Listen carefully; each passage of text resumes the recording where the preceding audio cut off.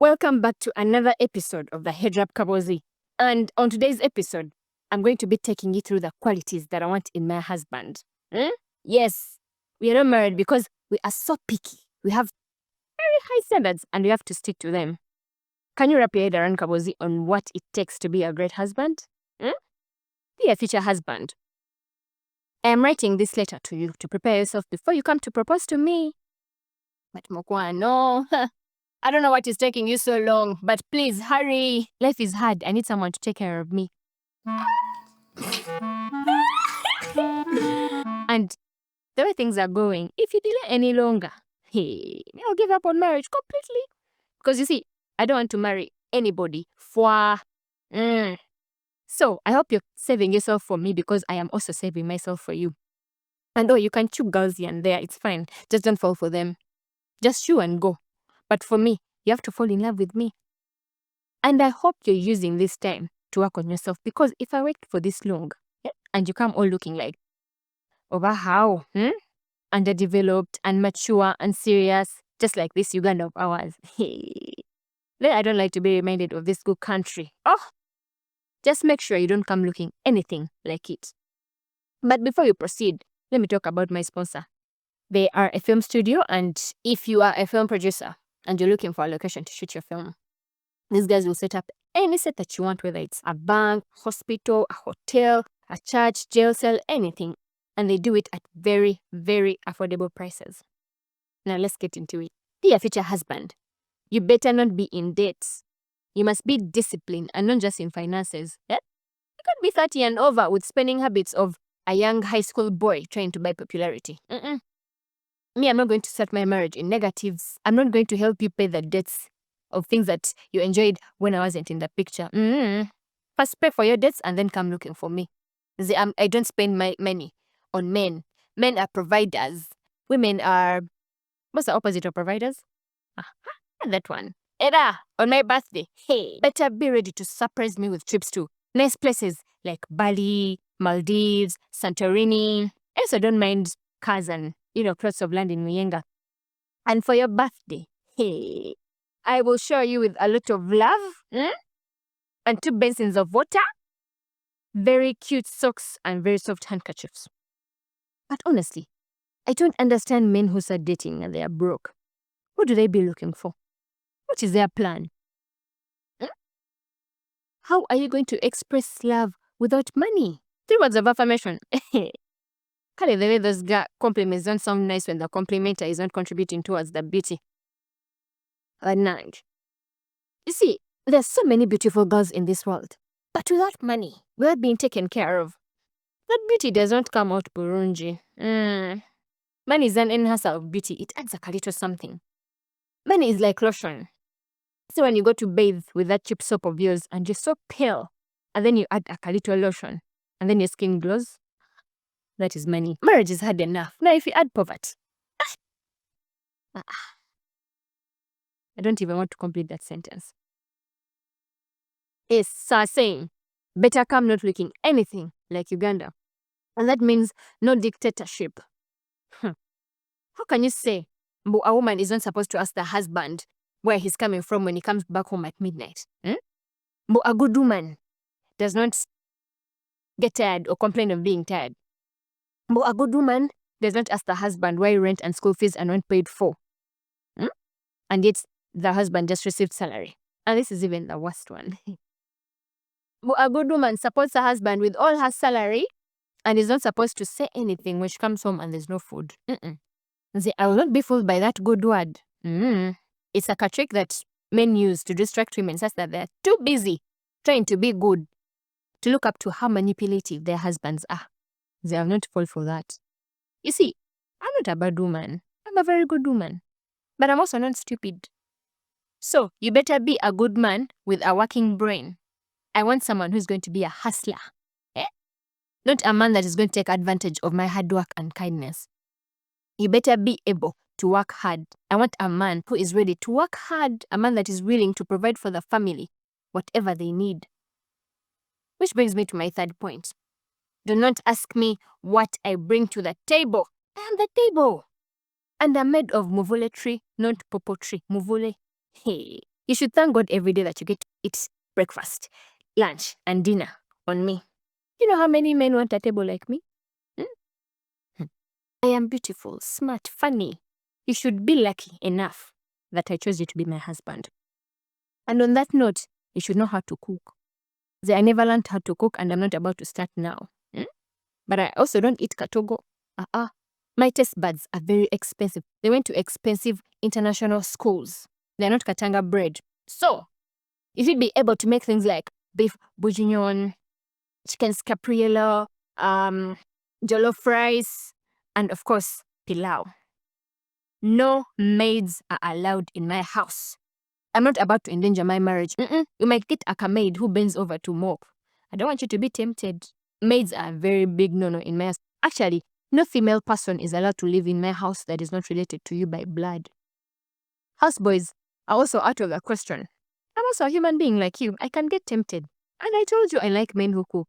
Now you see why you can't have a houseboy cooking for us in our house. And I want to have children that look like you. Not children who smell like cooking oil all the time. Hey, you didn't know.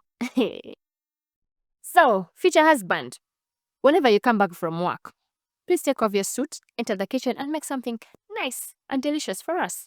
I'm not being a female chauvinist. In fact, I am a firm believer in gender equality, especially when it comes to the kitchen. You see, I love the kitchen. It is my favorite part of the house because I get to hang in there while my husband prepares us a very nice, delicious meal as I sip on fresh juice that he just squeezed for me. Number 4, I'll need you to support all my dreams. You see, I already have a PhD in economics, but my true passion is selling mangoes. It is a dream that I had ever since I was a child. I've always wanted to climb different mango trees and select the best mangoes for myself. And I don't want you to bring that lugezi of, we are so old to be climbing mango trees. We are giving a bad example to our kids. Please, if anything, I am encouraging them never to give up on their dreams. I am tired of being called doctor. I want to be called Mama Miyembe. And also, when you think about it, really, it's so corny being called a doctor when you have no patients to treat, when you're just a doctor of economics. What is that? So my life goals are very simple. Climb a tree, get bitten by wasps, but knowing that I'm pursuing my dreams. You see, I never got to do these things when I was growing up because I was raised indoors like a proper condo. So while my friends were out there climbing trees and eating mangoes, me, I was indoors, buried in books, studying marketing dynamics of mangoes. So these kids, of course, they failed exams and most of them are boda riders. Some of them are batembeis who go around saying, "Blouse ya lukumi, mapesa ga bitano." But you see, they are very happy people because they had a very good childhood. But for me, when I remember my childhood, all I can think about is mathematics, graphs, equations. So you see, I need some kind of adventure in my life. I need to spice it up. I want a man who will clap for me when I come down from the mango tree with a solemn face and say, "I'm so proud of you, baby, you did it." I want a man who's going to stay down collecting mangoes while I'm up there shaking the branches. Yes, I want a man who is willing to be beaten for me. That is how you show love. Number 5, I want an experienced man. You must have been married and divorced. You can be 35 years and over. And no woman has ever found you worthy of marrying. God, what is wrong with you? Are you various people fighting you over? You must have tested marriage. We both can't be amateurs. Who will lead who? I want a man who knows exactly what women want. He might have failed to give it, but at least he knows what they want. They say marriage is like flying. I need someone to show me the ropes. I need someone to show me what works and what doesn't work. Nobody ever hires an unexperienced pilot. You're not going to push your life in the hands of someone that doesn't know what they want. And they say marriage is a very serious job, and so you must have very serious and relevant qualifications. Also, you should know that Zendi Hajati, I am a Muslim woman, and that is not going to change after I get married. I'm not abandoning my Allah for any man. But I want to marry a Christian man, preferably someone that doesn't fast. Because you see, I'm not going to share my man with Hajara, Hasfa, Khadija. I want to be the only queen in my husband's kingdom. And so if I marry a Christian man, he'll have to be faithful to only me and just me, his one wife. However, when we have children, I can name them Abdul, Zahara, We'll even go to the mosque every day. I'll teach them Islam. But like I said, I'm not abandoning my Allah for any man. Last but not least, I want a man with a pot belly. Those majimbras with their 6-packs, they never impress me. I need a man with a well-rounded pot belly, yeah? One cheap pack like this. I know that one that disappears in pictures. I want a proper round one. A soft one, that I can rub whenever I'm bored. One that is soft like a pillow where I can rest my head. When you eat DCL, wouldn't that just bring back umeme?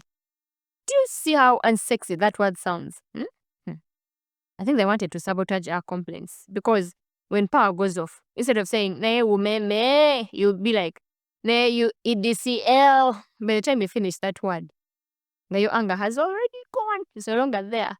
So, for all time's sake, let's stick to umeme. Now back to my pot-bellied man.